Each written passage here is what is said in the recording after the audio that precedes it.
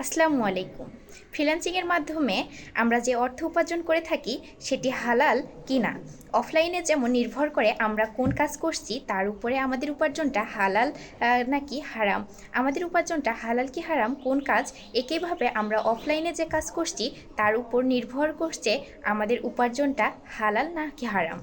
ফ্রিল্যান্সিংয়ের ক্ষেত্রে আরেকটি সুবিধা হচ্ছে আপনি প্রতিটি ক্লায়েন্টের প্রজেক্ট আপনার কাছে সুস্পষ্ট। প্রতিটি প্রজেক্ট ক্লায়েন্টকে কনফার্ম করার আগে আপনার কাছে ফুল রিকমেন্ডস হাতে থাকে। আপনি টোটালি 100% ক্লিয়ার যে এই প্রজেক্টের মাধ্যমে কী কী রিকমেন্ডস রয়েছে। রিকমেন্ডসের মাধ্যমে আপনি দেখতে পারবেন কি চাচ্ছে, কি কাজ করবে। প্রজেক্টের মধ্যে যদি হারাম কোনো রিকমেন্ডস থাকে তাহলে সেটি আমরা করব না, তা না হলে আমাদের উপার্জনটা হারাম হয়ে যাবে।